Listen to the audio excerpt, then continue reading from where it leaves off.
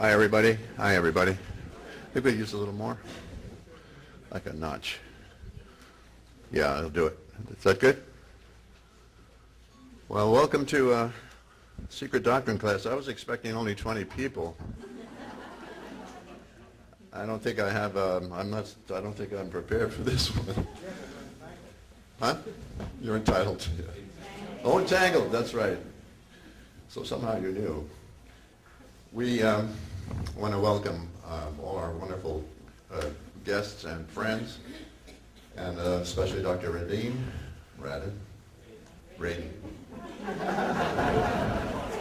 All right. I kind of like Radin, but you got Radin, you got it. And I'd have to say that very briefly that we've been actually studying Dr. Radin's work. Can you hear me up there? Okay.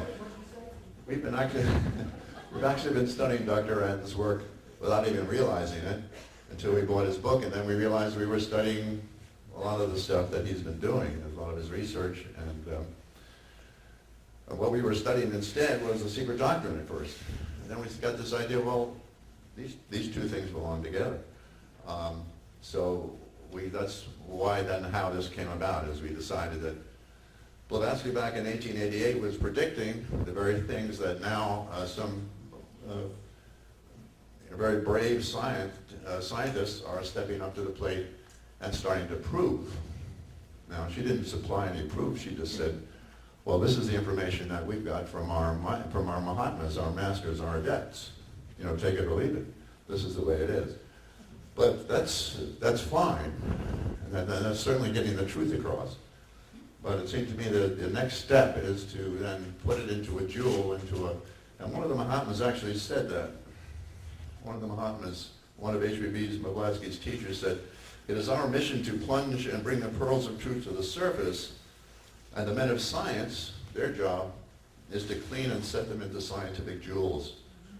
Well, I think that's what we're going to experience tonight. We're going to see some scientific jewels. And this is frightening. That's such a big class. Hardly know what to say, except that our friends and cooperative endeavor partners from FIONS, the Friends of the Institute of Noetic Sciences, right here in New York City, were kind enough to help us put this event together. And it's all volunteer work, and you can see a lot of work went into it. And you guys, put your foot to the pavement and came and put some work into it too. So let's all enjoy it. And now I would like to introduce the president of FIONS, Anne-Marie Coleman.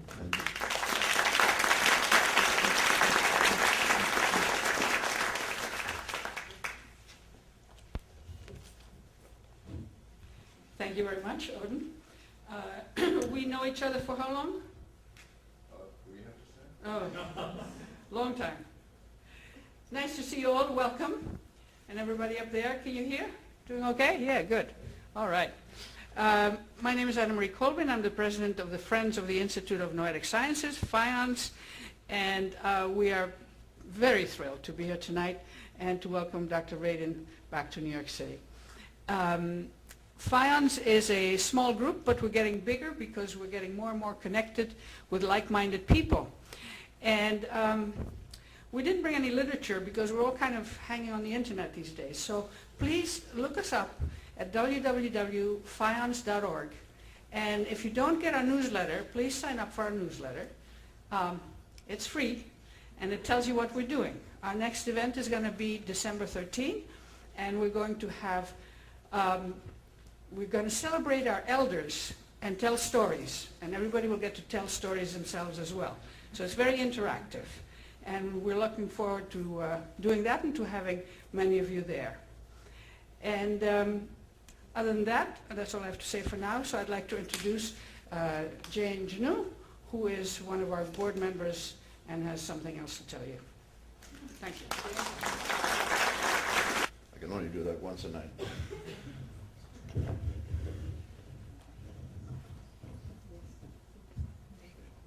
I'm somewhat vertically challenged. Hi. Well, I'm really excited to be able to introduce Dean Radin because I fell in love with Dean about 10 seconds after he landed at, well, even before actually he landed at the Institute of Noetic Sciences a few years back. And we brought him to New York a few years ago, and everyone who encountered him then, I think, was captivated by him. And I was thinking tonight, what can I say about this extraordinary man? And so I thought, what is the essence of this person that is so unusual?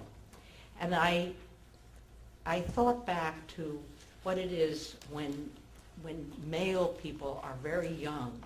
And I don't know, some of you may have brought up children, and male people and female children, and you may have noticed that they're different in lots of ways.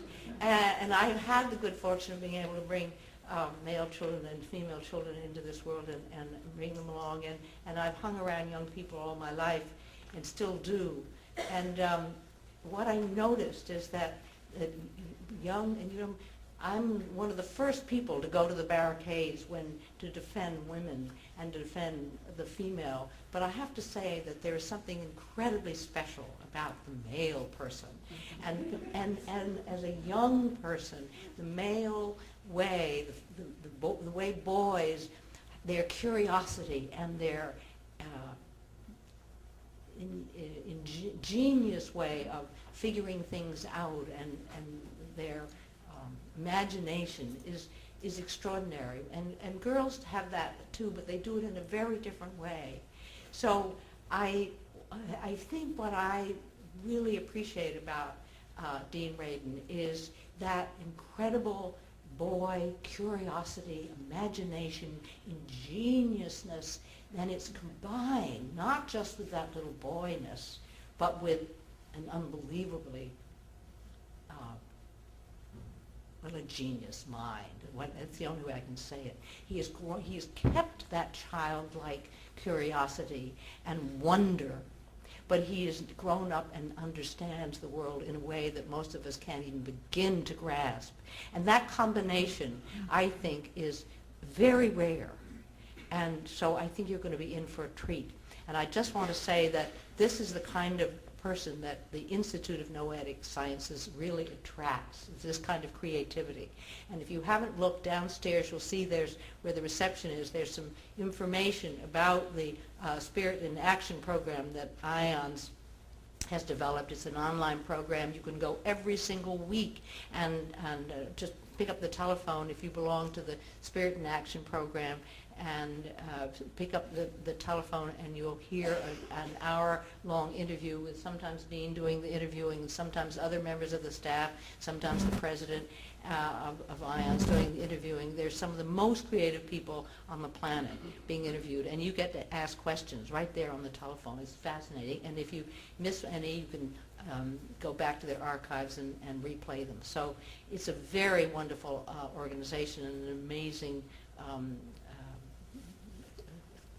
focus for some of the most interesting stuff that's going on in the world. And we've got one of them right here tonight. So without further ado, I want to say, welcome, Dean. Kaya is one half of a pair of identical twins. Her other twin is living in Alaska at the moment. Kaya may not remember this, but when my brother used to come and they, of course, came along with him as a small child, with identical twins, in my line of business, this is good. It's a good thing to test. So some of my very earliest telepathy tests were with Kaya and her sister Michelle. So Entangled Minds. By the way, the United States is a very strange place in many, many ways. And in my business, what I'm talking about is considered very controversial in a scientific sense. But this is not true in many other parts of the world. And in particular, in January, this coming up January, in Switzerland, at Lucerne, there's a conference on consciousness and quantum computers. It's about a third physicists and a third people in the quantum information processing field and a third who are on consciousness. I'm giving a keynote speech there. In this country, you don't find that. You don't find the possibility of combining something like quantum mechanics and consciousness in a place where you're talking about quantum computing, and nevertheless, this talk will be, actually what I'll be giving there is the technical version of this talk. I'm making this a more popular version because I figure I have a wide range in the audience and I can't expect that most of you are physicists, for example. So you won't be able to read this in the back, but this is a little description about this thing. This is the 7th Swiss Biennial on Science, Techniques, and Aesthetics. And it's put together as a way of combining, in a sense, both halves of the brain and beyond. Technical side and aesthetics at the same time. And the thing which is interesting is this. We're talking about, does our brain function according to quantum mechanical principles, as some researchers claim, and how does the new key technology, what they're talking about quantum computing here, challenge our conventional conception of mind, matter, and information? So what I was asked to talk about is this notion of mind-matter interaction, and what is its relevance, if any, to quantum computing. And I think that actually is very relevant to quantum computing. I've given this talk in a number of different venues, and somebody suggested it's a little bit like a beautiful mind. And I don't know whether that was a compliment or not. They might say, well, maybe I'm schizophrenic. But so I would revise this slightly into, rather than a beautiful mind, a beautiful story of mind-matter interaction. Because when I tell this story for a popular audience, I can't get into very heavy technical details, but I don't gloss over it either. So those of you who are statisticians will see a couple of z-scores and things of that sort, probability values. Just as a little bit of my background, it includes music, electrical engineering, computer engineering, holography, educational psychology, cognitive psychology, artificial intelligence, cybernetics, and psychophysiology. And the reason I put that up there is because for about 10 years, that's the kind of stuff that I did in the early part of my career.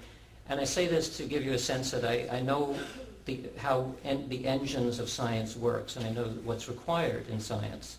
But my interests all along, even from the very beginning, have been this other side: telepathy, precognition, clairvoyance, collective consciousness, all of which are forms of mind-matter interaction. The caption says, the night before the big presentation, Dean receives a visit from the PowerPoint fairy. That's to let you know that I like PowerPoint. I use it a lot. Most of what I'm talking about, I'm actually using this as a prompter, but it'll help you follow along as well. So the study of psychic phenomena starts with experience. It all starts with human experience. If people didn't report these things, there would be nothing to talk about. And one way of thinking about the experiences is on this two-dimensional graph where the x-axis is the impact of the experience and the y-axis is the frequency. Impact goes from mundane to profound, frequency goes from common to rare. And when you start plotting different experiences on here, you can start on the lower left with things like gut feelings. And I say this is both common and mundane because it doesn't sound like it's psychic. But if you put it in the right context, if you ask somebody, for example, have you ever driven down the road 1,000 times, but today you just get a bad feeling about a certain corner. And so you approach that corner and you slow down and a truck goes through a red light. And you realize then that your unconscious sense of something not right may have saved your life. Well, that's a gut feeling. Any audience, believers, skeptics, you name it, if you pose the question correctly, you will find that 80% of the audience has had some kind of gut feeling like that. So we've done experiments to see whether gut feelings include a psychic component or not by actually measuring the electrogastrogram, which is the electrophysiology of the gut itself. And we found that it did involve some psychic, or actually, I should say, it involved information that was not reachable by the ordinary senses. Let's put it that way. So you had things like gut feelings, the feeling of being stared at, telepathy, distant knowing, distant healing, premonitions, creative insight, religious epiphanies, the oceanic feeling, and somewhere at the top, mystical union. Who reports these things? At the bottom left, everybody reports this. When you start going up, you start giving labels like healer, intuitive, geniuses and prodigies, and at the very tip top, people like Francis of Assisi, Hildegard of Bingen. So what's the commonality is what I call the noetic spectrum. We're talking about a spectrum here which involves a direct, unmediated gaining of information that somehow does not involve the ordinary senses. And I would claim that this actually is a continuous spectrum. We don't ordinarily think of it in those terms, but in fact, all the way up and down the spectrum, we're always talking about something to do with unmediated acquisition of knowledge. These are some of the characters I just mentioned, including Ramanujan, the mathematical genius, who felt that his theorems, his mathematical theorems, which are still studied today, and there are even journals devoted to his theorems, he got from a Hindu goddess who spoke them to him, and he simply wrote them down. Of course, we have Einstein, Leonardo da Vinci, and Swedenborg. And there are, of course, many, many others I can put up there. All of this is talking about forms in which there's information transfer that we don't have good names for yet. The name we use for this form of information transfer is typically telepathy. It's a perceptual passing of information between people. When the information somehow is pushed back into the environment, we call it things like psychokinesis or telekinesis. When information comes from the environment and it comes into your head, not through the senses, we call it things like clairvoyance, and when it's slipped in time, we might call it precognition or retrocognition. So all of this actually is a form of mind and matter interacting in ways that we don't quite understand yet. Einstein was not only a great scientist, but considered the person of the last century. And his way of talking about science is one that I think many scientists may not either agree with or even know. What he said was the supreme task of the physicist is to arrive at those universal elementary laws from which the cosmos can be built up by pure deduction. This is like ordinary science. But he went on to say that there is no logical path to these laws. Only intuition, resting on sympathetic understanding of experience, can reach them.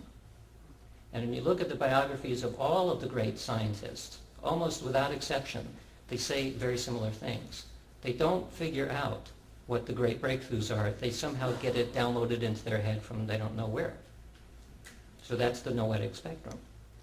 If you look at the back page of the annual report for the AAAS, the American Association for the Advancement of Science, what you find are three of the icons of science. You have Isaac Newton, Thomas Edison, Marie Curie. But what they don't say is that Newton spent the majority of his scientific career studying alchemy, not trying to turn lead into gold, but the true alchemy, which is the transformation of consciousness. Thomas Edison spent a lot of time trying to develop machines that would allow him to talk to the dead. Marie Curie attended seances. This is also true of most of the people who are considered the icons of science. They had interests which went beyond science. And one of the places they tend to go is this noetic spectrum. So why is this interesting? Well, up here we have very rare experiences. There aren't all that many people who have changed the world. This stuff is beyond the reach of current science. We don't have good explanations for this yet. But it's also very well accepted. Nobody questions that Einstein was a great scientist and the other icons of science. Nobody questions it in the arts or in politics or in anywhere else. This is well accepted stuff. Down here we have very common experiences, completely amenable to scientific study, but it's also highly controversial, which doesn't make any sense at all to me when you think of it in terms of dealing with a spectrum of experience. These kinds of experiences transform us. Sometimes even for some people, a single deja vu can change your life because it gives you a glimpse of a way of seeing the world that you might have thought was impossible.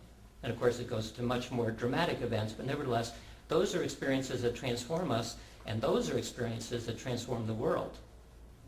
So the reason why I study psychic phenomena is not necessarily because I like the woo-woo part of it, I actually don't, but because I'm interested in this connection. I also want to know, like a lot of people, how do we change the world and make it a better place?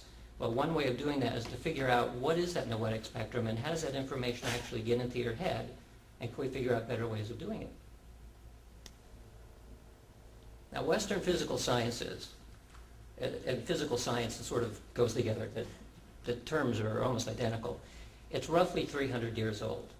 From the Western science point of view, psychic phenomena of this type, and in fact, any of the noetic spectrum is considered impossible nonsense. It's partially because we're dealing with a form of information gathering, as I said, that is unmediated by the senses. So it is literally nonsense. It's nonsensible, it's insensible. And we're so tied into the idea that the only way of knowing is through the senses, that anything that is not that is, by definition, nonsense. So it's impossible nonsense. There are 17,500 institutions of higher learning around the world. About 30 of them have faculty who are publicly known for being interested in extended capacities of mind. That's 0.2% of academia worldwide. But virtually 100% of the population worldwide is intrigued by this topic. By intrigued, I mean both they believe in it strongly, some don't believe in it strongly, but everybody is intrigued. And this is one of the reasons why there's only 0.2% of academia involved, because of this. These kinds of images are what people think of as psychic phenomena, because they're so widely distributed. And when you're encountering this kind of stuff, scientists, of course, don't want to be associated with it at all. And so they strongly dissociate from it, publicly at least.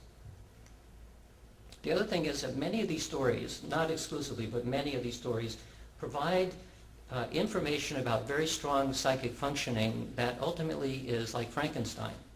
It's not a good thing. And so the main characters, they die, they're taken away, they have to go away, and so on. Like in this case was a good example. And that also, that changes our collective view of what we're talking about when somebody mentions about psychic phenomena. They think, ooh, Hollywood weird stuff. So we have 0.2% of academia, we have 100% of the public who are interested. What's wrong with this picture? This picture is actually much worse in the US because there's 0% in the US. The 2.2% comes from other countries. Skeptics claim that 100%, or some good portion of it, are uneducated, credulous, or stupid. That's how you explain this result. As you may read in my book, Entangled Minds, this is the opinion of the National Science Foundation. So they don't actually use these words, but they get really close to uneducated, credulous, and stupid. But you could take a different approach. And the approach that I take is say, well, a skeptic could also ask, maybe the mainstream opinion is wrong. Sometimes when you have 100% of the public that's interested in something, there's something going on. And in the 2.2% of academia that resists this, there are many other explanations, including things like scientific taboos, of which there are many. And this is one of them. So you can say, well, let's look at other areas of science. And the Eastern mental sciences, and this is where I make the distinction between physical sciences and mental sciences, it's roughly 3,000 years old, or maybe older. And within those sciences, and this is the science of introspection, over thousands of years with people who are every bit as smart as we think we are, psychic phenomena are expected. For example, if you look at the Yoga Sutras of Patanjali, you find in the third book a description of what happens after you have learned to meditate and achieve union with the object of meditation. What is the result? Well, among other things, moving the consciousness from many-pointedness to one-pointedness results in transformations which allow the yogi to, in other words, this is said in a very matter-of-fact way, comprehend past, present, and future as an integrated whole, perceive another person's mind, and on and on and on and on, including invisibility and levitation and lots of other things. So what do they know that we don't know? Well, one thing we've learned that may not have been so obvious to the 3,000 years of Eastern approach is that many things seem to be psychic, but they're not. We know that things like selective memory, false memory, coincidence, misperception, embellishment, wishful thinking, and mental illness will all give rise to things that appear to be psychic to the people who are experiencing them. And we know now that they're not. And the interesting thing is that virtually all of these things were originally discovered as a result of the early pioneers looking into psychic phenomena. Much of what we know now about the unconscious and about psychology was brought about by the originators of the Society for Psychical Research in London, starting in 1882, as a result of trying to figure out, well, what was that experience? Well, these are the kinds of things that fell out of it. And of course, that's not taught in Psychology 101, but nevertheless, that's where it came from. If you do this on a pie chart and you say, well, let's consider psychology, pathology, coincidence, and anomalous events, what's the rough percentage? I would say that about half of what people talk about as psychic is a combination of psychological factors like misperception and wishful thinking. Another quarter is some form of mental illness, usually schizophrenia. And another good bit is probability. It's or underestimates of how often coincidences will actually occur. The rest is what William James called the unclassified residuum, which means it's the anomaly. It doesn't fit into the other classes. That's what I study, that unclassified residuum. We're beginning to classify it. The other thing that we learned are ways not to test people. If you think somebody's clairvoyance, you don't do this.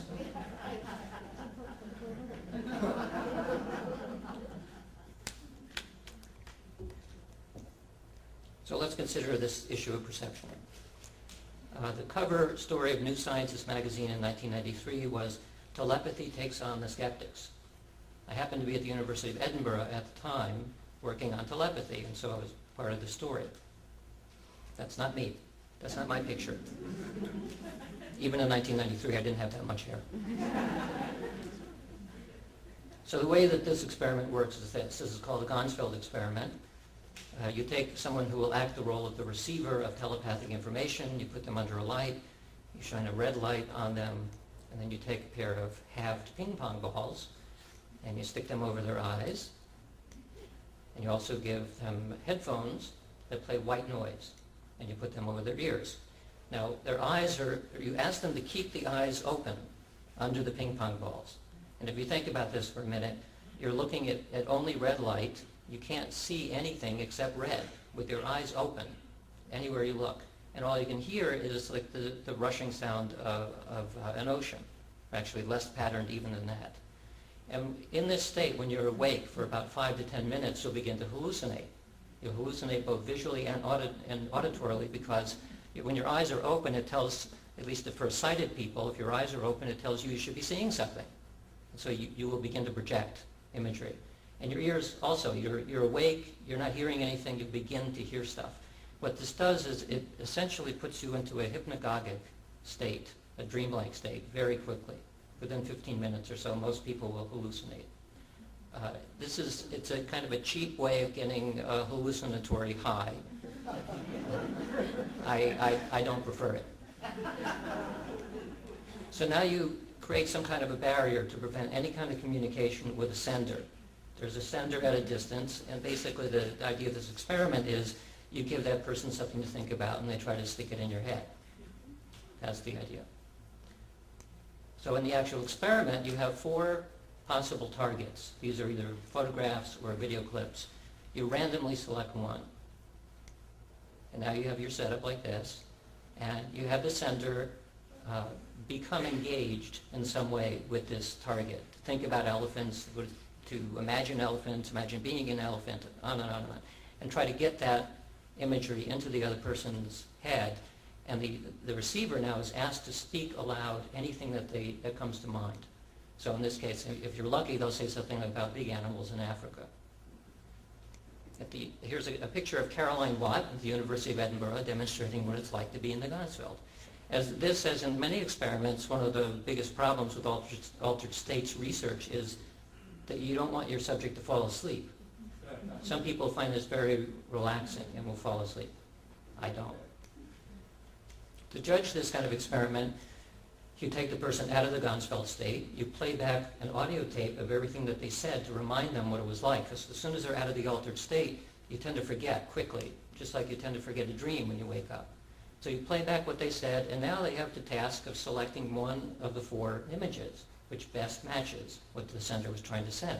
So by chance, you'd expect to get 1 and 4 right. These are places that have done these kinds of experiments, this or variations of this experiment, all the way from Harvard back in the 1920s to Stanford within a year or two ago, and other places as well. These are the cumulative results as of early this year. So chance is 25%, that's that line there. What you're looking at is the cumulative result of 3,145 sessions of this type done in 25 laboratories. That's where we are today, and these are 1 standard error bars for you statisticians. What it means is that the 88 experiments with this 3,000 trials, the odds against chance are 29 quintillion to 1. That's 29 million trillion to 1. It's often said, and rightly so, that for these kinds of phenomena, that extraordinary claims require extraordinary evidence. And so my response is 29 quintillion to 1 extraordinary enough? I think so. This has been discussed a number of times in Psychological Bulletin, which is one of the top-rated psychology journals. But there are other things. Maybe what we're looking at here is a form of selective reporting. Maybe people only tend to report the good experiments and they don't report the bad experiments, and that would create an inflated result like this. But before I address that, I simply want to say that these 3,000 sessions are mostly involving college sophomores, or the equivalent. Interested people that don't have any particular claims, but nevertheless will come into the laboratory and see if they're psychic.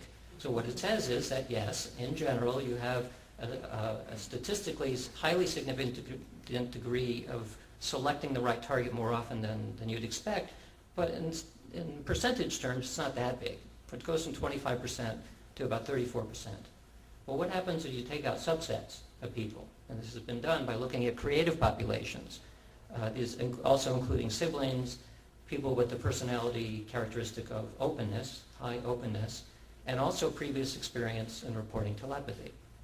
So among the creative populations included students at the Juilliard School, and an equivalent school to the Juilliard School at the University of Edinburgh. When you take out those kinds of creative populations, you have to extend this graph up there, and that's where these people hit. They're hitting at 2 to 3 times what an average population would hit. So we know a little bit about the kinds of people who report this, and in general, people who do tend to report highly creative experiences, including telepathy, in the laboratory, the results confirm that is so. On the other hand, for people who sometimes claim 100% accuracy in telepathy, we always ask first whether they have stopped taking their medication, because that is actually the more likely result. So how do we test if this may be a form of selective reporting? Each one of the dots in this thing called the funnel plot is an experiment. And as you know from basic math, that if you look at the plot here is both sample size and effect size. Effect size is the degree to which you got some kind of result in your experiment. The center point on this, which is there, the center point at 0 means you get chance. If you're to the right of it, you're better than chance, and if you're to the left, you're under chance. And the reason why it looks like a funnel shape is because as you get more and more samples in your experiment, you expect a better estimate of what your actual result is. So this is called the funnel because it's like an upside down funnel. And what you're interested in this thing is to see whether or not it has a symmetric shape. And if it does have a symmetric shape, it's very likely that all of the studies have been reported. And if some are missing, like this, if this chunk is missing, like a bite taken out of it, then you know that there are some studies which are rather small with negative results that people, for one reason or another, failed to report. And it's not that unusual. This happens in every field of science, especially small experiments, and it doesn't work, then you kind of forget to actually publish it. And some journals actually even have policies of not publishing if it came out that it didn't work. So what is it? The funnel plot for the Ganzfeld actually is symmetric. There's where chance is expected. There's the observed result. There is no selective reporting problem in this database. Now, one of the reasons is that within parapsychology since the 1970s, early 70s, there had been a policy that all studies should be published, whether they were successful or not, specifically to address this issue of selective reporting. Because like in many areas, parapsychology was one of the first to apply meta-analysis, which is what this is all about, to the data to see whether or not we have replicated results. What this analysis shows is that we're dealing with something which is not simply interesting experiments, but repeatable experiments over long, long periods of time. Along the way, of course, we studied many other alternative explanations to see whether it could be something other than what it appears to be. Is it really telepathy, or maybe it's a recording mistake, or a randomization problem, or a sensory leakage, or a selective reporting, and on and on and on, all the way down to fraud on the part of the experimenter, or fraud on the part of the subject. And the most recent and most sophisticated versions of these studies prevent fraud both on the experimenter and subject level. And you still get basically the same kind of result. If what I just said is true, then it should also be the case that if you do a much simpler experiment where you simply take two people, you ask them to think about each other, and you shine a light in one person's face, and you see if the other person's brain jumps at that frequency. The reason why this should occur is because telepathy, we know that your thoughts and the behavior of your brain are very tightly correlated. It doesn't mean that your brain is necessarily causing your thoughts or the other way around, but they're correlated. So it means if you poke somebody in the brain and they're connected in some telepathic way with somebody else, and the other person's brain should say, ouch. And that's what this experiment tests. So the way we've done this experiment has been done over a dozen times now. You take a sender and a receiver, you isolate the receiver so that there's no form of interaction that could occur. You have them keep each other in mind. And now you take some kind of a light source, like a flashing light, to produce visual evoked responses in the sender's brain, and now you look in the receiver's brain to see if there's a correlation. Now this is interesting because it doesn't require either party to do anything. What we find again and again is that when you do experiments of this type, looking at unconscious responses, you get much better results. The main thing is, again, in this study, that either the sender or the receiver doesn't fall asleep. But occasionally they do fall asleep, and it gives you an interesting test case. Because if the sender falls asleep in this, even though the light's flashing, the question is, well, what does the receiver get? And the answer is they get nothing. So there's a way to modulate the effect itself based on what's going on in the sender's brain. If you stop poking the sender's brain, then the receiver doesn't respond. So here's an example. This is Jenny in our shielded room. There's the shielded room. This is a commercial room. It's 2,000 pounds of double-walled solid steel with a vibration isolation mat and acoustic shielding and lots of other stuff. And when we close the door on that, people kind of are scared of it. It looks like a meat locker a little bit. We made the inside look much nicer. The inside looks a little bit like a tent. In fact, we had a draper come in and said, make this metal box look like something that's inviting on the inside. And she did a very good job. She made it look soft and drapery and so on. But nevertheless, it really is a metal box. So Jenny's in there, and in this case, she's demonstrating wiring herself up. And when the door is closed, she's gone as far as the rest of the world is concerned.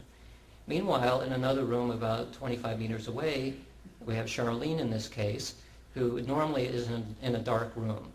It's illuminated so you can see the picture, but she's in a dark room in front of a dark TV. And every so often, for just a flash, so the TV turns on and she sees Jenny's face in a live TV image. And that gives her two things. It gives her an evoked potential in her brain, just from the light flash. And it also gives her a reminder that she's supposed to be mentally connecting to Jenny. And then it goes blank again. The time when these periods occur are not known to anybody before they actually happen. And this is to prevent expectation from driving Jenny's brain. So if Jenny knew that every 10 seconds that Charlene is going to get a light flash, that would not be a good experiment. So they're randomly timed. So this is what you end up with. The big peak is Charlene's brain, which is responding to the light flashing. We had better see this, otherwise Charlene had fallen asleep. What we also see is that the largest peak in Jenny's brain is at the same time, and it's the largest peak here. You do a correlation between the two, you get a highly significant statistical result showing that relationship is not chance. So now you can say, well, where is the effect occurring? The measurements I was taking it's one point at CZ, a single channel looking at overall brain activation, but it didn't tell us where in the brain the effect occurred. So some colleagues at the University of Edinburgh did this study with 15 couples, and now they're looking at a brain map to look at the degree of activation around the whole brain. And what it's showing is minus 400 milliseconds, and then minus 300, 200, 100, and then at the 0 point is when a light flashed in front of a sender in this experiment. And of course, within 200 milliseconds, their brain gets all activated. So this is showing large activation after seeing a light flash. And now at a distance, 30 or 40 meters away, isolated as in our experiment, this is what's going on in the receiver's brains. And what you see is that their brains become most activated at the same time. 200 milliseconds here, 200 milliseconds is the maximum there. You also see that 100 milliseconds before the light flashed, that their brain starts to become active. Now this is 100 milliseconds before the sender sees the light flash. The light flashes are timed randomly. And one of the things that this shows, and we see again and again in these studies, is that there is time correspondence here, but it's not tightly locked in time. It's not synchronous in time. It's almost as though the person in the receiving mode is blurred out in time a little bit. And so we have to account for that in these experiments. And in a minute, I'll show you experiments that have explicitly taken a look at this issue of slippage in time.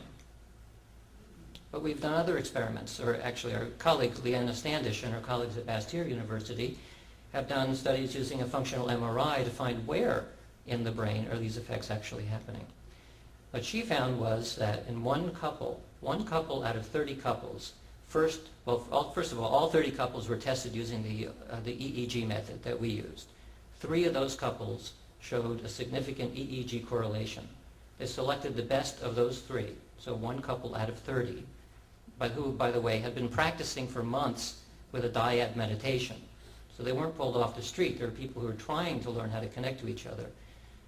That couple, the best couple, was then the woman of this pair was put into the fMRI, and the man at a distance would look at randomly timed flashing lights, actually a flashing checkerboard pattern. And this is what happened in the woman's brain. A very statistically significant effect showing more brain oxygenation or blood oxygenation in her occipital lobe than when it was not flashing. What that means is that even though she didn't report seeing anything, after all, she's in an fMRI tube. You may know what that's like. It's a big tube making a racket. Her brain is more active, is specifically in the visual cortex, when the distant person is seeing flashing lights. So this was published in 2001. This should have been the front page of the New York Times. It was completely ignored by everyone. Now, it's partially because it was the first one of its type to be published, but nevertheless, it gave quite an interesting result. One of the people involved in this started out as a very skeptical person, saying this is basically BS, this is not going to work. But it did work, and he was the one who was involved in the fMRI part. So he did replication, which was published last year, the same couple, and got the same result. So he was quite pleased with that. He's still very skeptical. He's skeptical in a good way, in the sense that he doesn't have any idea, nor do I, or nor does anybody else, to explain exactly why this occurs.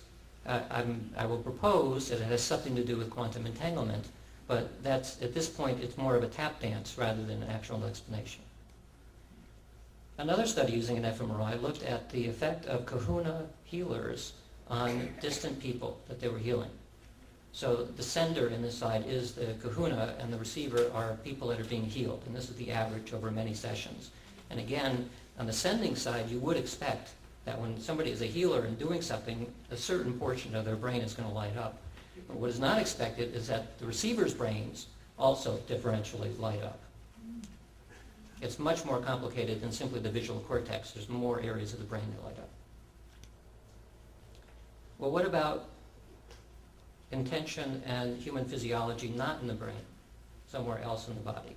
This is more closely related now to what people talk about as the effects of prayer at a distance, simply intention to somebody at a distance. So what we've done is, there have been many experiments of this type, and I could spend an hour just talking about this line of research, but I'll just mention one. This is a case where we wanted, a typical experiment in this realm is like any science experiment. It's an artificial construct. People report all kinds of weird things out there, and we have to find a way to constrain it so that it makes sense to do in the laboratory under controlled conditions. That's just as true for distant healing experiments. It's very, very difficult to get the right context in a healing experiment, which is like real life, especially in a laboratory. But our goal was to combine real life motivation to heal in a laboratory happening. It's also interesting because the adult human body is about 70% water, and so the claim goes that if your mind can do that to crystallization in water, then what is it doing to your body? So good thoughts would presumably be good for your body because we would be crystalline shaped, I guess. And bad thoughts would be bad for your body because you look like that ugly brown thing. So here's how Emoto does his process. He takes a source of water which has been treated in one way or another and takes one drop and puts it in each of 50 petri dishes. Then he takes the petri dishes and puts it into a deep freeze at minus 30 degrees centigrade for 3 hours, I think. Then he takes the dish into a walk-in freezer at minus 5 degrees centigrade and puts it under a microscope at 100 or 200 times power. And this is what it looks like. You have a frozen drop of water in a petri dish. And what they look at then is at the top of the frozen drop, this little peak right there. Water has this peculiar property of expanding when it freezes, which if it wasn't true, none of us would be here, basically. It's one of those anomalies about water that's not completely well understood, but it's known that water freezing will expand. So the very top of the water, of this drop of water, will expand up and it creates a peak. That's the point where they look for a crystal. And the actual size of the crystal that they're looking for is extremely small.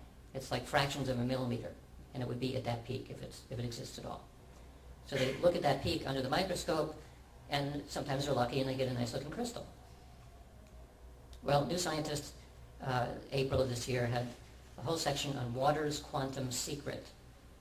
The new understanding of water is thought of as a hot quantum liquid, because it turns out that there are many, many anomalies associated with water, and it's such a special and important element in our world. You'd think we know more about it, but we don't. There are many anomalies. Quantum mechanics is starting to be applied to understanding some of these anomalies, and it's gaining some foothold. So one of the things that the author says is many scientists view all this fuss about plain old H2O as standard hippie-trippy nonsense with about as much credibility as crystal therapy. Certainly Emoto's findings don't have much to do with the science. They're handpicked, ad hoc, and impossible to replicate. And this is what most scientists feel about Emoto's work, because when you look at the books that he has, there's almost a one-to-one correspondence of the beautiful thoughts always give you really good-looking crystals, and the bad thoughts give you bad-looking crystals. And of course, what a scientist wants to know is, well, is this a selection? Did he take 2 million pictures and pull out the best 100, or what? So I had a chance to meet Emoto a couple of times and asked him if he'd be willing to participate in a double-blind experiment to see if under double-blind conditions, meaning that expectation couldn't drive the system and nor could selection, would you get this kind of result? Well, to his credit, he said, sure. So we did an experiment. The hypothesis is that beautiful thoughts result in beautiful crystals. So we would blindly compare the aesthetic beauty, which is a rating, the subjective rating of aesthetic beauty, of crystals in water that were treated by beautiful thoughts or crystals that were untreated by untreated controlled water under double-blind conditions, meaning that the people who were crystallizing the water did not know what condition it was in, and the people doing the aesthetic judgments also did not know what condition it was in. So here's the way we did it. Emoto's people were in Japan, we're in California. He had 2,000 people at a conference think beautiful thoughts about water that was in my lab in California. So we're going across 5,000 miles of the Pacific Ocean. I chose 2 bottles of Fiji brand water. I'm not affiliated with the Fiji brand people at all.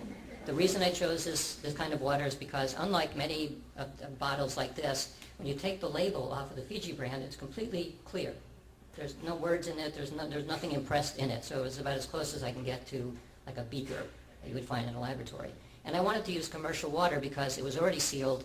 I bought a bunch of bottles and we randomly selected bottles out of that batch. So figured that was as good a source of water as we wanted without going to the next step, which is very expensive water, which is triple pure water. It's triply distilled and comes in special little glass bottles and stuff. And by the way, this experiment was done with a budget of 0.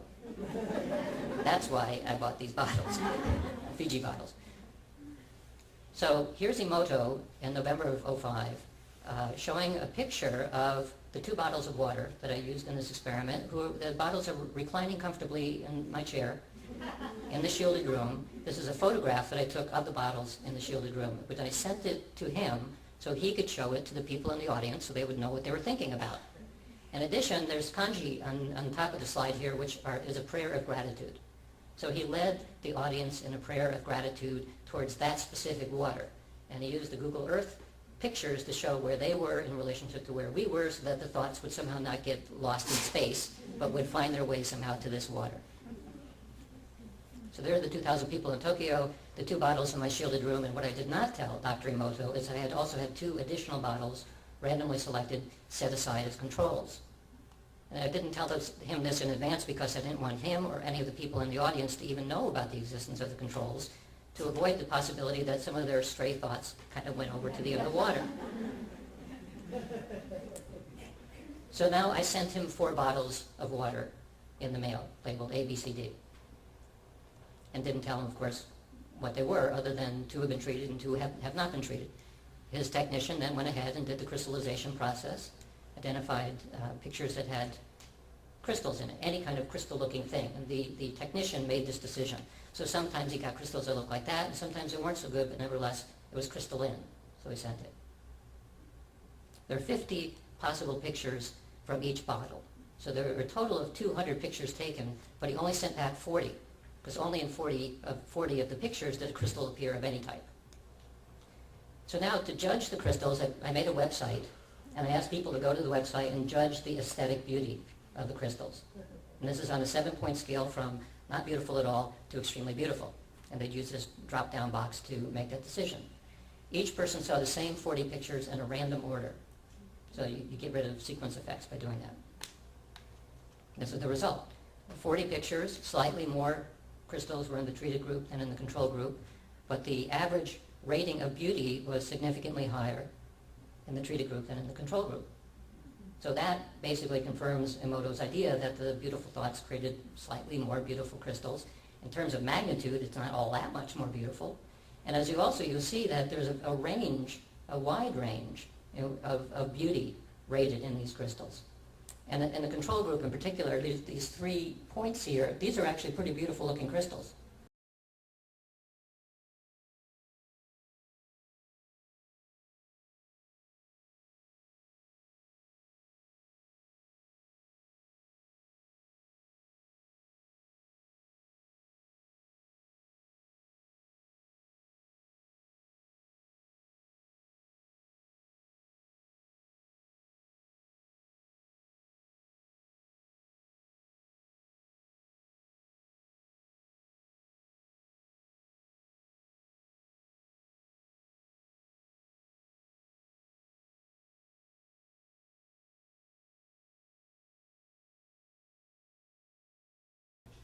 That I'd planned to look at in advance.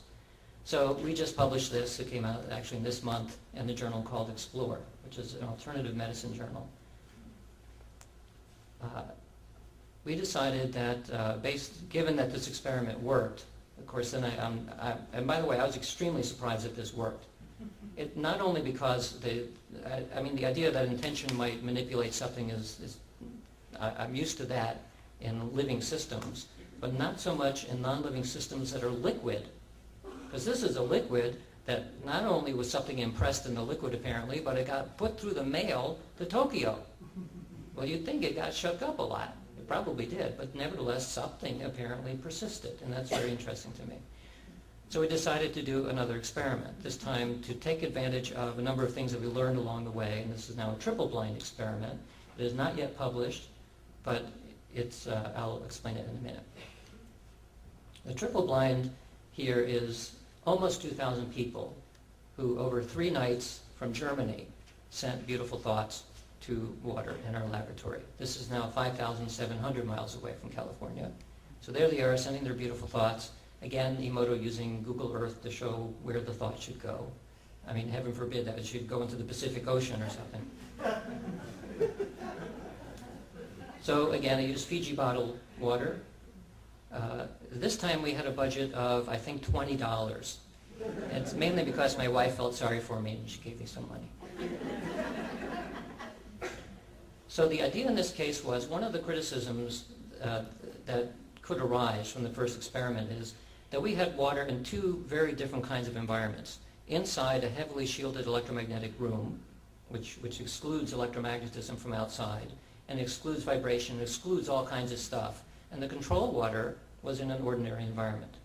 So what I was interested in this case was primarily the target water. This is the picture I sent to them with the two bottles. And there were distant water, which Emoto knew about, but he didn't know about this. This I call a proximal control. This was water which was within 2 feet of the target water in the shielded room, but they didn't know about it. And at each time you do this kind of experiment, if the hypothesis is true that intention makes a difference, you have to be very, very careful about what you tell people in the experiment. This is not exactly deception. I just didn't tell the whole truth in order to maintain a true control in this case.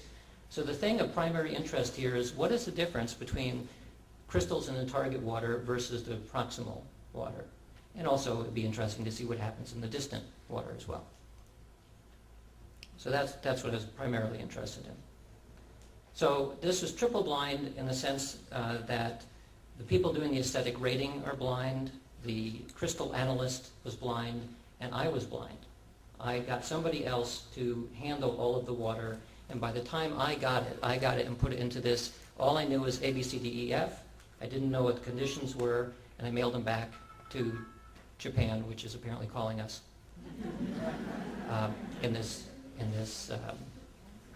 chamber. So here, from California to Japan, and now the analyst did an additional step. One of the other criticisms from the first study is that all of the petri dishes from each bottle were put onto a different layer within the freezer. And it's possible that there are differences in the freezer itself, slight differences in temperature or airflow or who knows what. So I told the analyst to put the petri dishes in a random order, distribute them in a random order within the deep freeze, so that it would get rid of any environmental similarities or systematic environmental effects in the freezer. So he did that. So he put them in a random order and he took them out in a random order. So that would get rid of that kind of effect. And this time I also asked to get all of the 50 images per bottle, not just the ones that he thought were beautiful, but all of them, because I wanted to see what the real range looked like. So he did that. He sent back 300 pictures. There they come. And now I asked people not only to assess the aesthetic beauty, but to also assess whether or not they thought they were interesting or not. And the reason you do this is because aesthetic beauty is notoriously difficult to judge. People have all kinds of different ideas about whether something is beautiful or not. So two of the dimensions that are correlated but not completely the same is whether you find something to be aesthetically beautiful and or interesting. And it's the difference between the two that allowed me to look at the crystals in a slightly different way that didn't just involve beauty. So people would get 50 images out of the 300 in a random order. And the reason I didn't give all 300 to people to judge is because I figured I couldn't get anybody to sit down long enough to actually look at 300 pictures in a row. So they get 50 at random. Rated on beauty and interest, I had a total of almost 2,600 judges who did 128,950 blind judgings or assessments of both beauty and interest. That means that on average there were 430 estimates for each image. When you look at the distribution of ratings that people give both on beauty and interest, you find it looks like this. From 0 meaning there's absolutely not beautiful and it's also absolutely of no interest.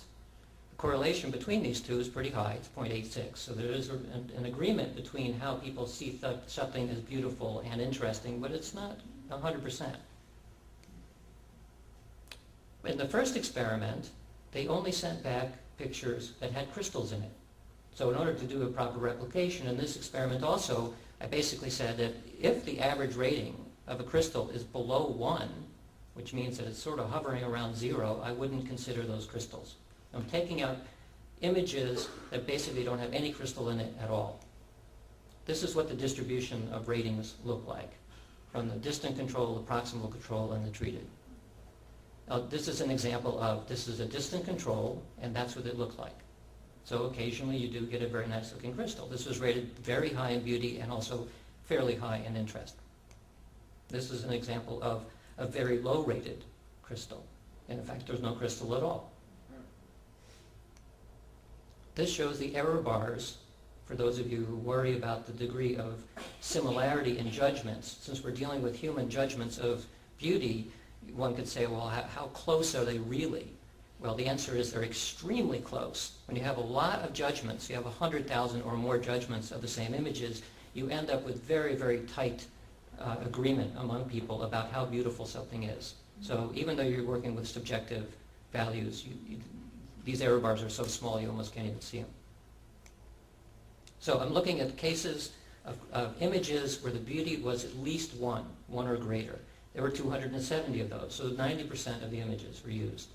And when you look at the average, what you find is this, in terms of the average beauty. The treatment, the distant control, and the proximal control, the thing of interest to me was, is there an interest in the treated water versus the water that's 2 feet below it that nobody knew about? And the answer is yes. Statistically, there was a strong difference in the direction that says that the treated crystals or treated water gave better looking crystals. The distant control is smaller, it just happens to not be as statistically significant, smaller degree of beauty. So that gave me warm fuzzies because that was a replication under reasonably good conditions. We also then looked at what happens when you look at the correlation between beauty and interest. Remember, the overall correlation is 0.89, so they're pretty closely correlated, but it turns out, for reasons I don't completely understand, that when you look at that correlation for the treated water, it's very, very high. And for the distant and proximal controls, it's actually quite low. The difference between the treated and the proximal control is very significant, extremely so. My interpretation at this point is that there's something like a greater degree of coherence between beauty and image and the treated crystals and in the control crystals. I don't know why this is yet, but it's a new finding. The next thing I did is say, well, we're using a subjective analysis here. And as scientists, especially hard scientists, meaning physical sciences, they don't like subjective ratings. So I said, let's do an analysis that involves just the image themselves, using image analysis software. And the form of the analysis I was interested in is contrast. It's the image contrast itself. Why? Because if you remember, the top of the crystal, this little peak, is where crystals grow. And if the crystal continues to grow and it develops into an actual visual looking crystal, it will start pushing up in space because of this expansion thing. If you push up in space, it's sitting on top of that ice drop. Because you're using a microscope with 1 to 200 times power, you have to change the field of view, the focus, and to lift it up, and it'll make the background drop away. So you end up with a higher degree of black-white if you have a crystal than if you don't. And so it's easy to go through these images and get an objective value for both the high contrast and low contrast crystals. It doesn't project here too well, but if you're actually looking at the image, you can see that virtually all of the high contrast images have crystals in them. And all of the low contrast images are basically mush. There's nothing. When you do the analysis in this form, you end up again with a significant difference between the treated images, the distant control, or the proximal control. And this, by the way, is all of the images, not just the 270 good ones. So the summary so far on water is treated samples, samples that are treated by intention are subjectively more beautiful than proximal controls. Objective image analysis shows a similar difference. Some aspect of water appears to be altered by distant intention. What could that be? Well, I was just at a conference on water where one of the scientists, a material scientist, was talking about phases of water. So we're all familiar with the 3 main phases of water. It turns out that there are dozens, perhaps hundreds of phases of water, of liquid water. They haven't been seen before because we haven't had ways of analyzing water in the ways that we do now. So if you take the right kind of spectrograph of water, you can find that there are clusters of water. The H2O, actually the beginning to talk of it now is H1.5O. Because it's true that the molecule is H2O, but the properties of liquid water are not simply H2O, but all of the other molecules also. And they cluster together in strange ways. So the possibility arises that there's something about clustering of liquid water which is being altered through intention. So maybe the oxygen-hydrogen bond is changing, maybe the clustering, or maybe it's a quantum effect of some type. Well, here's where we get into the interaction between intention and photons. And the reason that I looked at this is because an outstanding question within quantum mechanics is called the measurement problem. And it has to do with the fact that quantum systems behave differently if you're looking at them than if they don't. If you look at a quantum system, it somehow suddenly behaves like a particle, and if you're not looking at it, it behaves like a wave. And the classic way of showing this is with a double slit apparatus. With a double slit apparatus, if you have a single slit and you shine a light through it, and you measure the light intensity on the other side, it looks like this shape, like a Gaussian curve. If you have two slits of the right size and shape, then you get an interference pattern. So the top part is showing the particle-like nature of light, and the bottom is showing the wave-like nature of light. So you can do an experiment where you, at a distance, through some kind of instrumentation, if you can see in a double slit design which slit the photon went through, then you will collapse the system so it behaves as though it was a particle. So this is the measurement problem. Somehow your knowledge of which slit the photon went through causes the system to behave in a different way. So that's where it looks like mind and matter at the photon level are interacting. So what I thought would be interesting is to do an experiment where you have a double slit, and rather than using an instrument to look at one of the slits, you use the mind. You use this property, we think, of intuition, insight, the noetic property of unmediated knowledge acquisition at a distance. So we ask somebody to think about, to think about a slit at a distance to imagine that they could see the photons. So they're using their intuitive sense to stick their mind in front of one of these slits, and then we ask the question, well, what happens? Do you get an uninterrupted interference pattern, which is what most physicists would probably say, or do you get a complete collapse, which would be the equivalent of your mind acting like your hand, basically, or do you get something in between? So that was the experiment. Here's how we did it. We used a Michelson interferometer. You send a beam of light through a lens, and then it hits a half-silvered mirror. Half of the light goes to one mirror, half of the light goes to the other mirror, bounces back, goes back through the double slit, and then they combine the two halves, and they create an interference pattern. This is basically exactly the same setup as a double slit apparatus, except that it allows you to take two slits which are otherwise microns apart and separate it in space so that it's a macroscopic separation. And the reason I do this is because I ask somebody to stick their mind there. And if you tell somebody to stick their mind in front of a 10 micron thing, they don't know what you're talking about.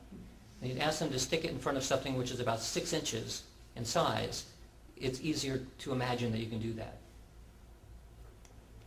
This little concentric circle thing here, that's what the interference pattern looks like. It's concentric circles. So the design was this, that you have a laser, you have the Michelson interferometer, I have a very sensitive camera that can see individual photons. It's a camera that's made out of a CCD chip, kind of like you'd have in a webcam, except it's exquisitely sensitive. It's quite small, it only sees a small area, and it has a refrigerator that sits on the back of the chip to keep it always at minus 30 degrees centigrade. So it's the same kind of thing that astronomers use if they're taking pictures of very, very faint stars, and it may only get a couple of photons per second coming in. This is the kind of camera that we use here. So I'm able to stop down the output of the laser so that at any given time there's just a few thousand photons in the apparatus.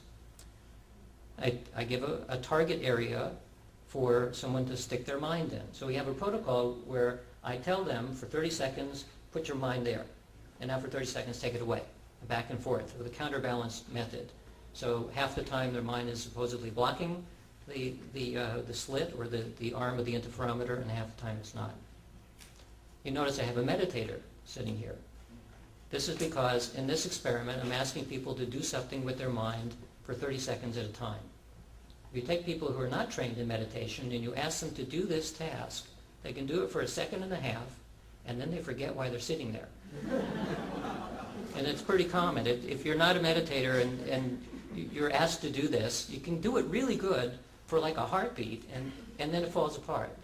So I wanted people who are not simply good meditators, but extremely experienced meditators, who when I explained what the nature of the task was, first of all, they'd say, oh, of course I could do that.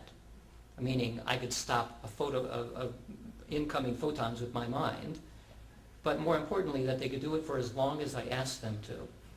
So if I needed to have them stick their mind there and really be there, at least virtually, for 20 minutes, 30 minutes, they don't have any problem with that. Well, for most people, that takes decades of meditation practice to learn how to do that.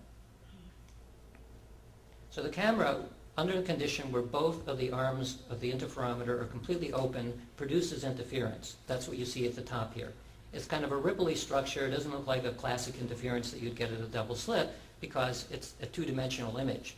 It's looking at it as a two-dimensional image. It is involving concentric circles, and you only see a tiny little piece of the interference pattern, but nevertheless it's ripply. The bottom one is if you take your hand and you physically block one arm of the interferometer where I want somebody to stick their head, you get this very smooth structure. If you then take the cross-section, the graph shows the cross-section of intensity levels for the interferometer open and closed, or blocked or not blocked.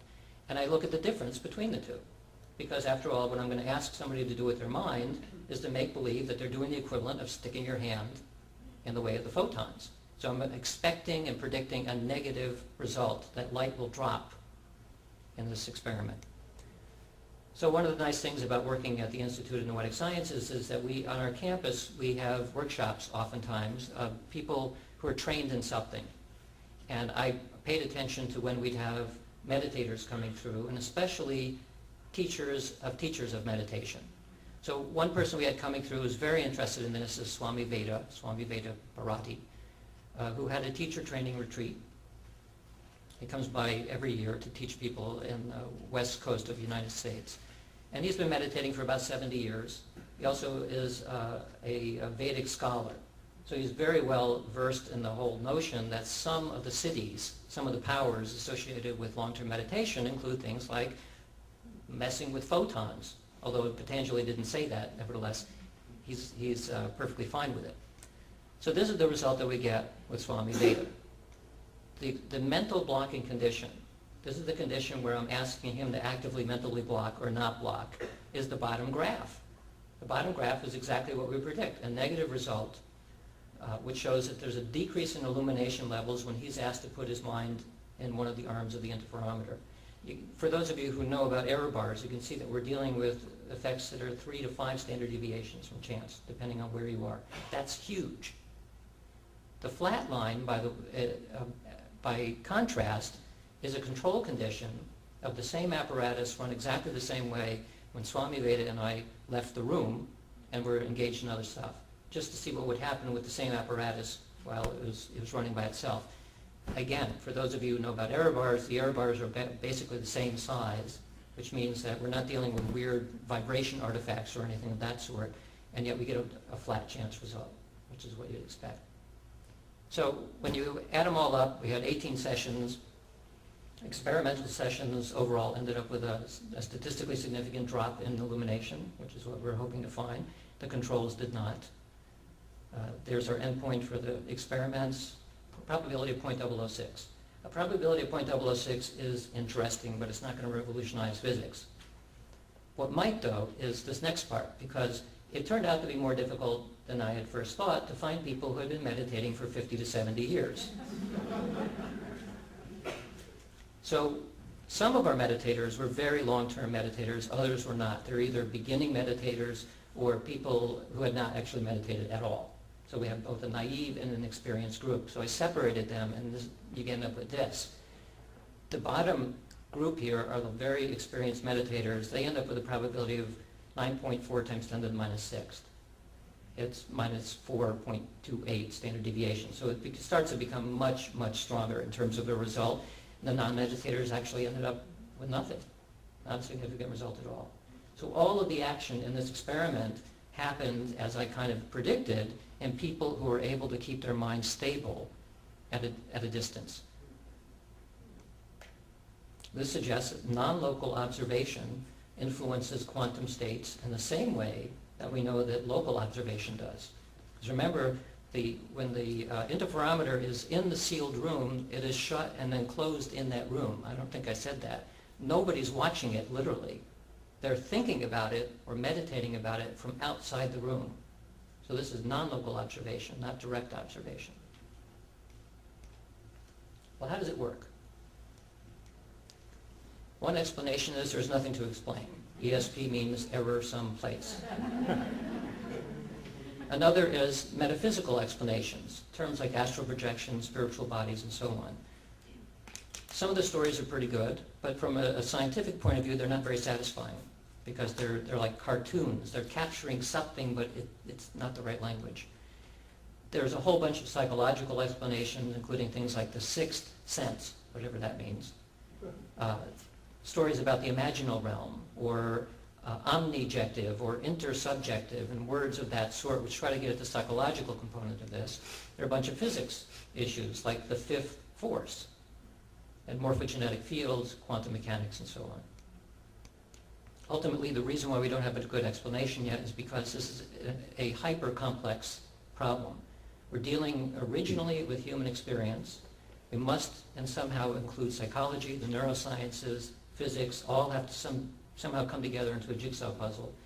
The jigsaw puzzle that I'm leaving out here is biochemistry, molecular biology, lots and lots of other stuff, all of which is probably relevant to some degree.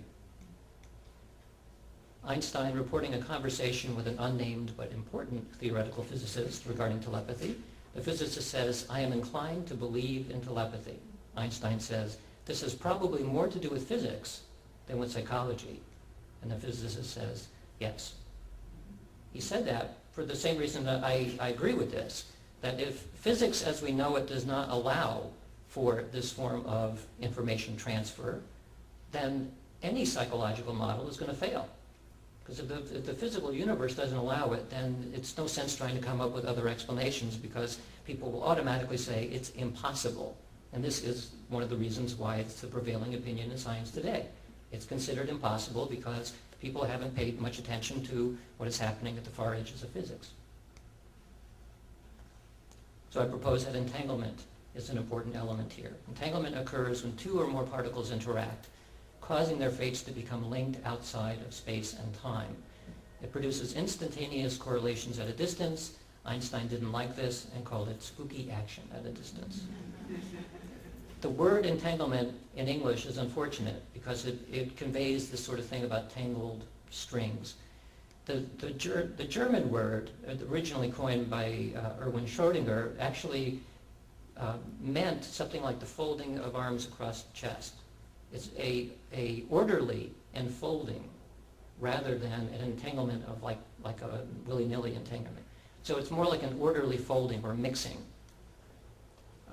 Because of limitations in time and not knowing who the audience is, this is Einstein simplified. This is not the technical details that I'm going to go into in Lucerne. But basically the skeptic would say, well, entanglement only exists in simple forms between pairs of subatomic particles in the world of the very small, very cold, and very fast. So what in the world could have anything to do with this sort of stuff? Well, what he says is not entirely true. What can be entangled? Well, we know electrons can. We know that neutrons can. We know that atoms can. The Bucky fullerenes can. We know that this protein with an unpronounceable name can. The current world record is 4 with 108 atoms. These are not fragile effects. They're robust under the right conditions. You can take entangled photons, shoot them through metal foil, and they will remain entangled. They're not even microscopic things. They're macroscopic. You can take a 1 centimeter cubed crystal of a certain kind of magnetic salt and show that its magnetic properties are due to entanglement. There's something now called ensemble entanglement, where you can take 2 jars of 1 trillion cesium atoms in each jar and show that the ensemble behavior, the relationship between the two groups, are entangled on the average of the behavior of these atoms. And there's also now something called hyper-entangled photons. We sometimes think of entanglement as just with spin, or just polarization, or just something else, but it turns out that it is possible to entangle objects not just with one aspect of their quantum nature, but like spin, but in a multitude of ways. In addition, something in Physical Review Letters just came out. And by the way, since I update this talk, I have to update it almost every week. Almost every week you can find a new development having to do with the effects of entanglement in macroscopic states. This is now looking at massive objects like mechanical oscillators. These are little vibrations in mirrors, which you can entangle. Well, all of what I'm saying now, 10 years ago, was thought to be impossible even among quantum physicists. This is changing very quickly. It is also now thought, people always thought that quantum ambiguity was a small-scale phenomenon. We're learning that the more quantum gravity becomes important, the more huge-scale ambiguity, and they're talking about elephants, comes into play. The idea came about from trying to understand what happens when something's falling into a black hole. And this, by the way, is like the New Scientist of a week or two ago. And the surprising result is that the elephant would be seen in multiple places at once due to an entanglement phenomenon. So we're not, this is quite large macroscopic entanglement. So the skeptics now says, but the brain is too hot to support entanglement, so it couldn't have anything to do with this. Well, that's not true either. Entanglement can occur at any temperature, not just in systems cooled to near zero. But detecting entanglement requires comparing particles to look for correlations, so that can't be relevant to understanding psi. Well, that's not true either. Experimental determination of entanglement with a single measurement. Entanglement can now be detected by looking at a single object. You don't need to compare it to another object. That, by the way, was in Nature. Entanglement doesn't extend through time, so it can't account for precognition. Well, of course, that's completely not true. The delayed choice quantum eraser and lots of other effects show that a behavior of a quantum system can be determined after the measurement has already taken place. Entanglement is space and time independent. But entanglement doesn't allow for any sort of communication, and certainly something like telepathy seems like a communication. That's not true either. You may notice a pattern developing here. A lot of things, in fact everything that I have heard that is supposedly the showstopper, that says that it couldn't possibly be entanglement, is falling like a deck of cards or like dominoes, almost week by week. The combination of quantum mechanics and game theory creates a paradigm called pseudo-telepathy. The term was actually chosen by the guy who came up with this, who has nothing to do with this area, but he chose it to call it pseudo-telepathy because it is so close to what people think of as telepathy that he figured the name was probably right. The point of it is that joint tasks that involve multiple people, can be accomplished without any form of classical communication among the people if they were entangled. Yeah, but there's no evidence for entanglement in living systems. That's not entirely true either. There's this group at the University of Milan that took human astrocytes, these are brain cells, grown in vitro in two separate dishes, cloned neurons, stimulated one with a laser light, and saw responses in the other at the same time. They've done this repeatedly. They've had it looked at independently by other scientists, and as far as everybody can tell, they did the experiment right. So where might entanglement reside in the brain? The two leading contenders are in the microtubules and in the intersynaptic spaces. Stu Hameroff at the University of Arizona is one of the proponents, and Henry Stapp at Lawrence Berkeley Lab is the other primary person. Are you claiming that entanglement explains psi? No. But I'm saying that bioentanglement is pointing in the right direction. It provides a theoretical basis for the fabric of reality that is required by psi. In other words, it's the physics that must be true if psi is real. It also reframes how we should think about psi. So we start like this. Quantum mechanics began with the study of light, leading to an idea of a holistic universe. We live in a medium which is completely interconnected. It gave rise to entanglement, spooky action at a distance. Elementary entanglement is what was first brought up in the 1930s, first tested in the 1960s. It's the world of the cold, dry, and fast. Sexy entanglement is the world of hot, wet, and lasting. That's the level of entanglement that people are very interested in now, not only because it's sexy, but because it's sexy because that's what's necessary in order to have quantum computers to work. And there's a lot of effort being put into it. Bioentanglement is just now being studied by a few groups. Sentient bioentanglement is essentially what I study. You might also call it psychoentanglement, the entanglement of minds, hence entangled minds. Why stop there? There's probably something like socio-entanglement, entanglement of global mind. Well, here we have a lot of theory and data. Down here, we know a lot from first principles. We have an enormous amount of data. Up in the realm that I work at, we have a lot of data, but so far not too much theory. So there's a missing gap. This explanatory gap is somewhere between bioentanglement and sentient bioentanglement. There isn't a lot of people working in that area. I believe, though, that what's going to happen is this. We will eventually connect that. The dots will be connected, and we'll be able to see from first principles in physics all the way up to something like global mind and perhaps beyond. The way it changes how we think about this is in a classical medium, if you're trying to understand telepathy, you have two separate objects, two heads, two brains, that somehow have to communicate through time with signals and forces by causal means, because that's all we know in a classical universe. In a quantum universe, which is a holistic medium, now we're dealing with only apparently different objects, with acausal connections that transcend space-time. They're not in space or time, and there are no signals and there are no forces. It starts to sound much, much more like the mystical state, which is what I and at least some physicists are beginning to think about. How do we even begin to put words on what that kind of medium is like? To me, it sounds like mysticism. So from a perspective of thinking of this medium, we live in some kind of interconnected medium. Think of it as water. So water has multiple phases. One of the phases sort of sticks up from the medium, like this iceberg. And our consciousness, our conscious awareness sticks up in yet another phase on top of that. But it's all connected. It's connected all the way through the medium. It only, phases, remember, are the same thing in a slightly different form. William James said that the mystics are right about the facts. In other words, their experience is correct, but the scientists have better explanations. So while the mystics have been talking about this forever, I think science is slowly coming around to a way of being able to describe it where we actually can figure it out in a rational way. The other way of thinking of it is to think of the fabric of reality as an actual fabric. The fabric is made out of non-local threads.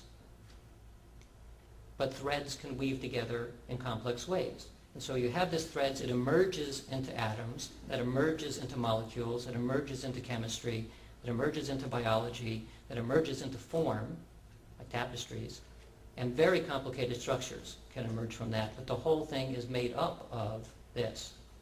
At each stage of the emergence, you get new properties. So we know a fair amount about elementary entanglement at this point. We know almost nothing about what happens when you start emerging in higher and higher levels. My prediction is that the reason why bioentanglement is almost certainly true is because you don't lose anything when you emerge. You gain new stuff. So what happens at the global level when you have this huge emergence? We don't have any idea, but I expect that it involves quantum mechanics in some way that we haven't even thought of yet. What are the limits of entanglement? Theoretically, there are no limits. Anything that interacts can remain entangled throughout space and time. Decoherence is a term that physicists like to use to say why the world appears to be classical. It doesn't look like this is an interconnected environment. You all look separate to me. So how can that be, given what I just said about quantum mechanics? Decoherence reduces our present ability to detect the entangled states, but it doesn't actually destroy the entanglement. We are still entangled. Some part of our psychic self knows that, but our eyes don't see that. Some physicists speculate that the entire universe may not only be an entangled object, but a dynamically entangled object. For example, we talk a lot about light interacting and becoming entangled. Well, light is an electromagnetic wave. Every time your heart beats, it's producing an electromagnetic signal in the room. That means that your heart is interacting with all of the other bodies and hearts in the room about once a second. So we are all continually dynamically re-entangling just by virtue of being within proximity to each other.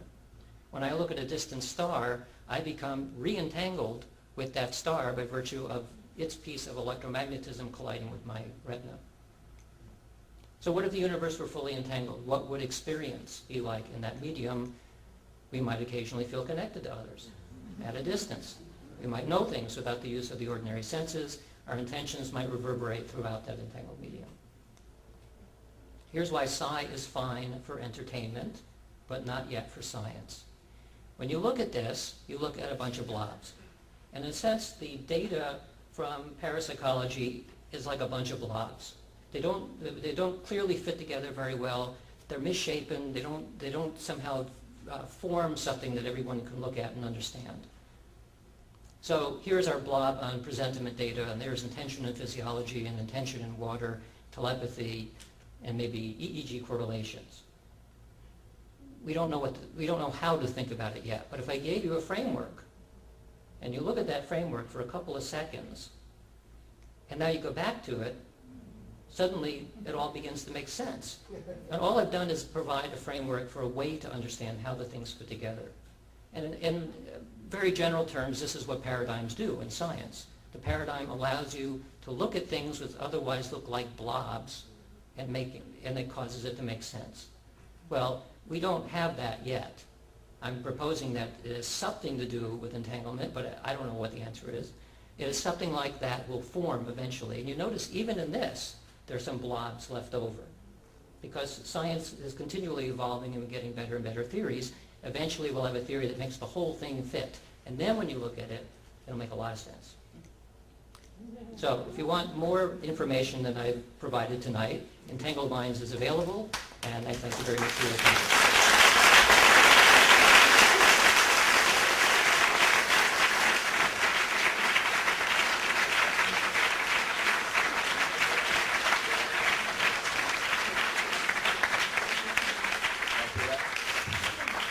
Dr. Radin will now take some questions. Dr. Radin will as well. Dr. Radin.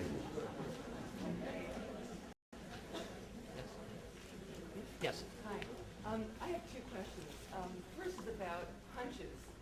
When a person has a hunch, how do you know if it's a valid hunch versus paranoia, or not a real, realistic thing if you're emotionally stable?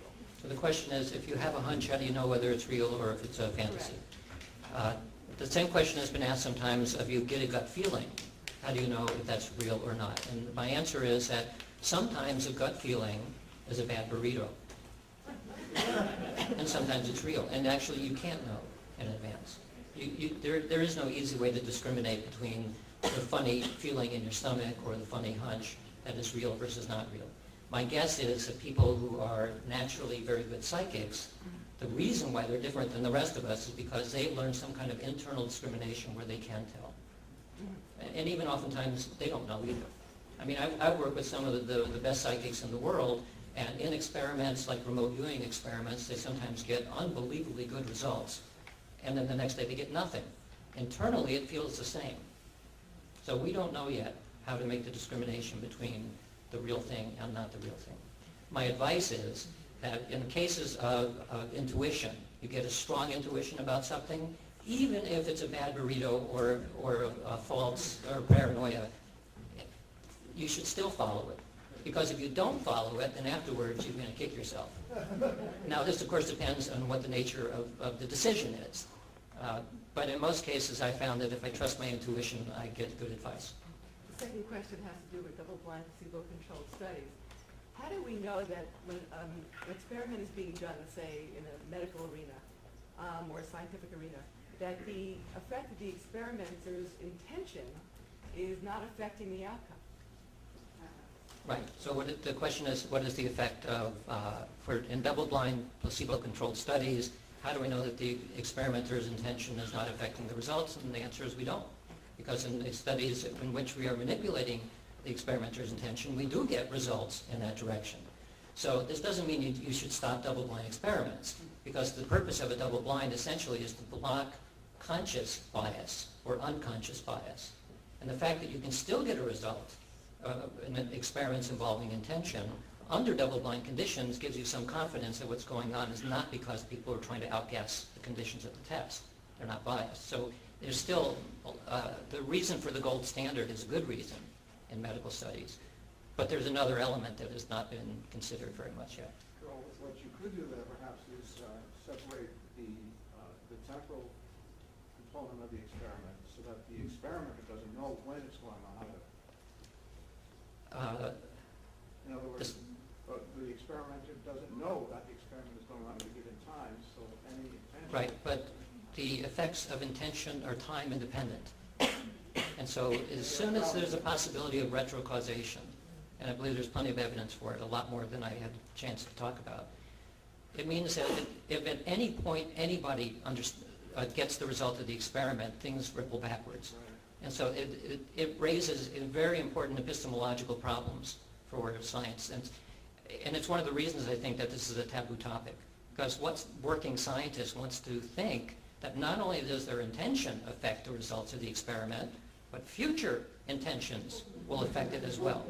And by the way, and controls too, yes. So one of the things we encounter again and again and again in this realm is the first time you do an experiment, you can almost guarantee you're going to get a good result. The first timer's effect. Because you're bringing something new and novel and exciting and all that stuff to an experimental result. If it works, the next time you come to it, it's not fresh anymore, and you have anxiety about whether it's going to work. And you cannot erase that from the result of the experiment. So there's something in our field called the meta-analytic destruction effect. And what you see is, you have a whole bunch of studies, you do a meta-analysis, you get a whopping result. Shows real effect, repeatable, something's happening. Then you go out and say, let's do it again. You do it again, and you get an effect a little bit smaller. You do it again. You still get an effect. It's a little bit smaller. It keeps getting smaller and smaller and smaller. It doesn't go away. I mean, if it went completely away, then people could say, well, it's regression to the mean. You know, it really was zero, and you're just lucky. It doesn't go completely away, and if you persist at it, it starts to come back. But it takes a long time. And the long time of it has something to do with something like a systemic memory of what's going on. The experimenters are so wrapped into the topic and they can't extract themselves that you need new people to come along who haven't yet done the experiments, who aren't as wrapped into it. And that's why the curve starts bouncing back. Let me get one from this side. Yeah. Two questions. One is, isn't what you said and what's been presented here in a way, while fascinating to see the far reaches of science, also showing the intrinsic limitations of science? Well, it's a paradox. It shows... We see these PSI blobs that we'll agree in conversation are very real. Yeah. And yet science doesn't begin to get a foothold in explaining it. It has nothing to do with the reality. The paradox is, through the tools of science, we have learned that some of these effects are real. But through the same results, but now that we know that they're real, we see that the tools of science are inadequate to completely study this stuff and advance very quickly, which is why it's been a very slow slog. And we need to develop new methods.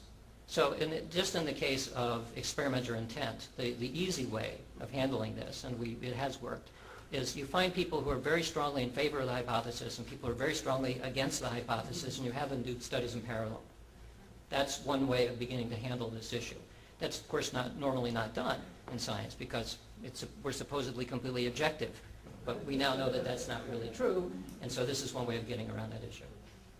The other question I'm going to ask is, have you done any work relative to the dark room environment and the effects that has for extended periods on consciousness? I just heard about that today, talking about the dark room environment of regenerating health. Yeah, I up until today... Health, but also, new neurophysiology. Right. I have nothing to say on that because I only learned of it today for the first time. So it's the first I've heard of it. Thank you. How about that? Yeah. Okay, maybe you said this, but I have a question. But if the universe started from a single point, doesn't that imply universal entanglement? Yes. So that, okay. And then how come retrocausation doesn't affect the double slit experiment? Meaning after you've seen it, it doesn't change it, It does. It does. There is a version of the double slit experiment that is retrocausal.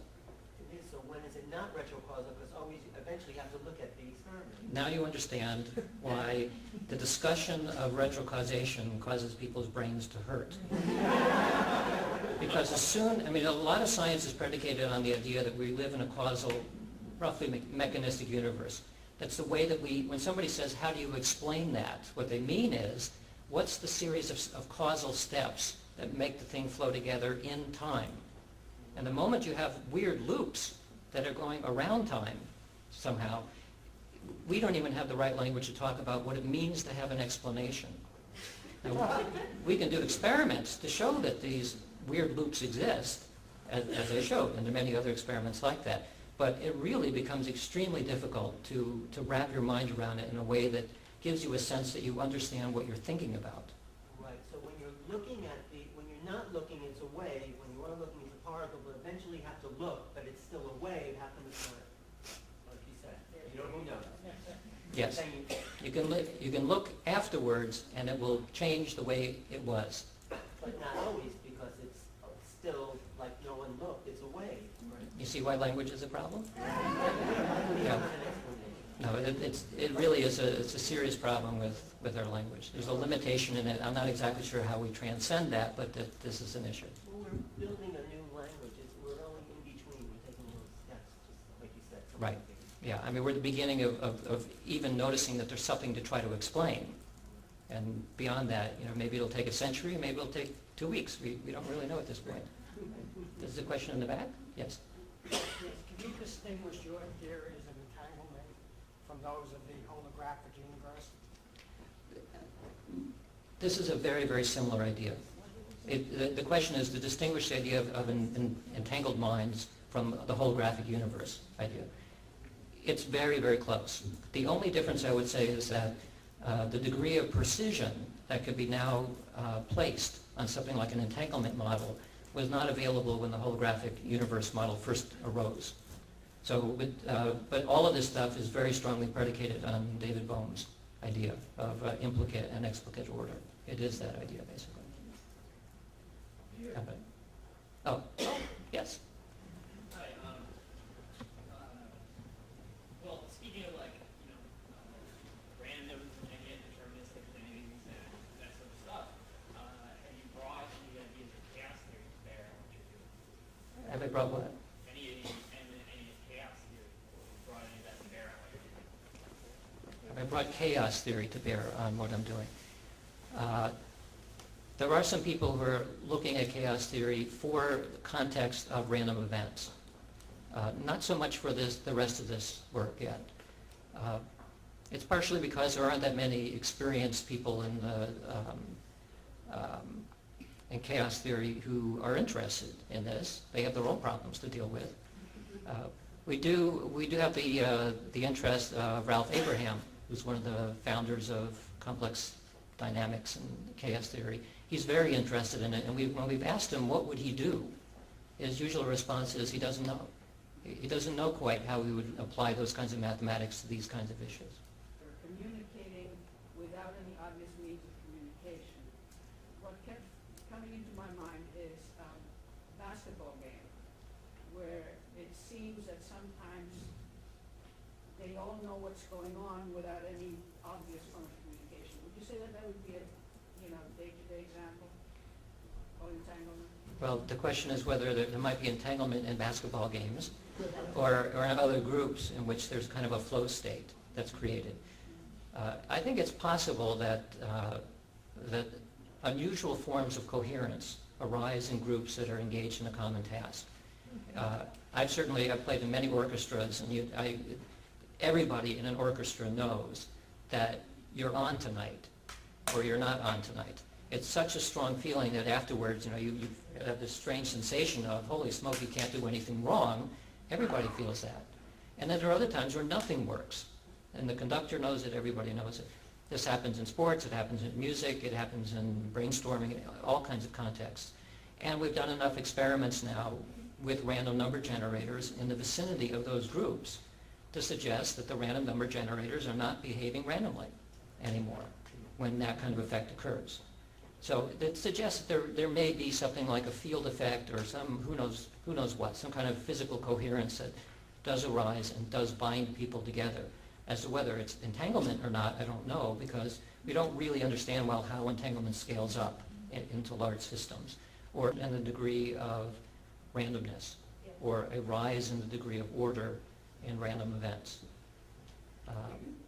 I'm not sure much more I can say about that other than there are ongoing experiments, what's happening in random number generators.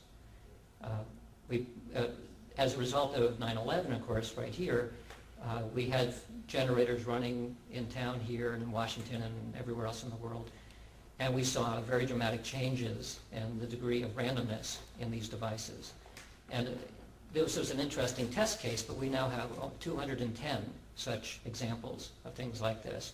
So we published this in a physics journal, Foundations of Physics Letters, to try to get the physical community interested in an anomaly. Somehow randomness changes when world events occur. And we've got a little bit of interest from it, but not as much as you might think. One of the new findings in this project, given that we have 8 years of data continuously, we noticed for 9/11, we also noticed for a couple of earthquakes, that the worldwide network of randomness changes about 2 hours before the event occurs. That was true here as well. I'd talk about that in Entangled Minds a little bit. What we found, though, is that because we saw it for an earthquake, we went back through the 8 years of data to look for every magnitude 6 earthquake around the world and separated them into 2 bins. Magnitude 6 around populated zones and magnitude 6 around non-populated zones, so that we'd be able to see whether there was a difference if people were present versus non-people present, to see if it has something to do with consciousness or awareness.